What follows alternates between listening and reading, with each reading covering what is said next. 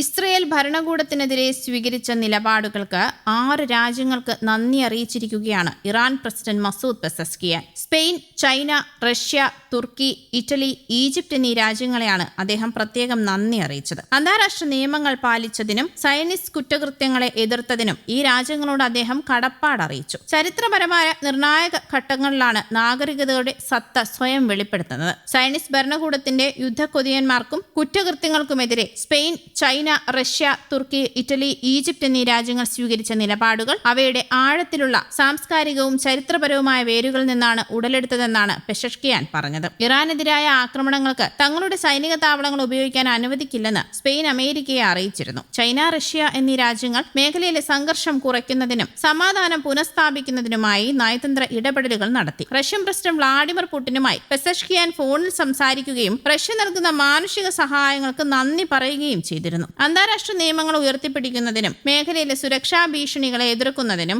ഈജിപ്തും ഇറ്റലിയും കാണിച്ച ആർജവത്തെ പെസഷ്കിയാൻ അഭിനന്ദിച്ചു. അതേസമയം ഇറാനെതിരായ US-ഇസ്രയേൽ യുദ്ധത്തിൽ പങ്കാളികളായെന്നാരോപിച്ച് അറബ് രാജ്യങ്ങളോട് നഷ്ടപരിഹാരം ആവശ്യപ്പെട്ടും ഇറാൻ രംഗത്ത് വന്നിട്ടുണ്ട്. Bahrain, Qatar, Jordan, UAE, Saudi Arabia എന്നീ രാജ്യങ്ങളോടാണ് ഇറാൻ നഷ്ടപരിഹാരം ആവശ്യപ്പെട്ടിരിക്കുന്നത്. തങ്ങൾക്കെതിരായ US-ഇസ്രയേൽ ആക്രമണങ്ങൾക്ക് സൗകര്യമൊരുക്കിയെന്നും ധാർമ്മിക ബാധ്യത ലംഘിച്ചുവെന്നും ഇറാന്റെ UN പ്രതിനിധി അമീസ് സായിദ് ഇറവാനി പറഞ്ഞു. UN സെക്രട്ടറി ജനറൽ അന്റോണിയോ ഗുട്ടറസിനും സുരക്ഷാ കൗൺസിൽ പ്രസിഡന്റ് ജമാൽ ഫാരസ് അൽറോവായിക്കും അയച്ച കത്തിലാണ് അദ്ദേഹത്തിന്റെ പരാമർശം വന്നത്. അതിനാൽ യുദ്ധത്തിലുണ്ടായ നഷ്ടങ്ങൾക്കും ഈ രാജ്യങ്ങൾ ഉത്തരവാദികളാണെന്നും നഷ്ടപരിഹാരം നൽകണമെന്നും അദ്ദേഹം പറഞ്ഞു. Bahrain, Saudi Arabia, Qatar, UAE, Jordan എന്നീ രാജ്യങ്ങൾ അടുത്തിടെ ഉന്നയിച്ച നഷ്ടപരിഹാര ആവശ്യങ്ങൾ നിരസിച്ചുകൊണ്ടായിരുന്നു അദ്ദേഹത്തിന്റെ കത്തും എത്തുന്നത്. അതിനിടെ US സൈന്യത്തിന്റെ ഉപരോധം നിലനിൽക്കെ തന്നെ 7 വൻ കപ്പലുകൾ ഹോർമുസ് കടലിടുക്ക് കടന്നതായും റിപ്പോർട്ടുണ്ട്. ഇറാനിയൻ തുറമുഖങ്ങളിൽ നിന്നുള്ള കുറഞ്ഞത് 2 കപ്പലുകളെങ്കിലും ഹോർമുസ് കടലിടുക്ക് കടന്നതായി സമുദ്ര ട്രാക്കിംഗ് റിപ്പോർട്ടുകൾ സൂചിപ്പിക്കുന്നു. ഇറാനുമായി ബന്ധപ്പെട്ട 4 കപ്പലുകളും മറ്റു 3 കപ്പലുകളും ഹോർമുസ് കടന്നതായി BBC റിപ്പോർട്ട് ചെയ്തു. അമേരിക്കയുടെ ഉപരോധത്തിനെതിരെ നാറ്റോ സഖ്യകക്ഷികൾ ഉൾപ്പെടെയുള്ള ലോകരാജ്യങ്ങൾ അപലപിച്ചിട്ടുണ്ട്. ഇറാന് പിന്തുണ പ്രഖ്യാപിച്ചു റഷ്യയും ചൈനയും രംഗത്തെത്തിയിരുന്നു. ഇറാനും അമേരിക്കയും തമ്മിൽ ഇസ്ലാമാബാദിൽ നടന്ന സമാധാന ചർച്ചകൾ അമേരിക്കയുടെ ഏകപക്ഷീയമായ ആവശ്യങ്ങളെ തുടർന്ന് പാളിയിരുന്നു. പിന്നാലെയാണ് ഹോർമുസ് ഉപരോധിക്കുമെന്ന പ്രഖ്യാപനവുമായി ട്രംപ് രംഗത്തെത്തിയത്. ഇറാനിയൻ കപ്പലുകളെ ഹോർമുസ് കടക്കാൻ ശ്രമിച്ചാൽ തകർത്ത് കളയുമെന്നായിരുന്നു ട്രംപിന്റെ ഭീഷണി. എന്നാൽ ഈ ഉപരോധങ്ങളെയെല്ലാം കാറ്റിൽ പറത്തിക്കൊണ്ടാണ് ഹോർമുസിൽ കപ്പൽ ഗതാഗതം നടക്കുന്നത്. ഇത് അമേരിക്കയ്ക്ക് വലിയ തിരിച്ചടിയുമാണ്. എന്നാൽ ഇറാൻ തുറമുഖങ്ങളിലേക്കല്ലാത്ത കപ്പലുകൾ തടയില്ല എന്ന വാദമായാണ് ഇപ്പോൾ അമേരിക്കൻ സൈന്യം രംഗത്ത് വരുന്നത്. ഉപരോധത്തിലൂടെ ഇറാനെ സമ്മർദ്ദത്തിലാക്കാനുള്ള നീക്കം പൊളിഞ്ഞതോടെ സമാധാന കരാറിനായുള്ള ചർച്ച പുനരാരംഭിക്കാനുള്ള വഴികൾ തേടുകയാണ് ട്രംപ് എന്ന റിപ്പോർട്ടുകളുമുണ്ട്. യുഎസിന്റെ ഏകപക്ഷീയമായ നിലപാടിനെതിരെ ചൈനയും രംഗത്തെത്തിയിരുന്നു. അപകടകരവും നിരുത്തരവാദപരവുമായ US ഉപരോധം സംഘർഷങ്ങൾ വർദ്ധിപ്പിക്കുമെന്ന് ചൈനീസ് വിദേശകാര്യ മന്ത്രാലയം പറഞ്ഞു. വെടിനിർത്തൽ കരാറിനെ കൂടുതൽ ദുർബലപ്പെടുത്തുന്ന നടപടിയാണിതെന്നും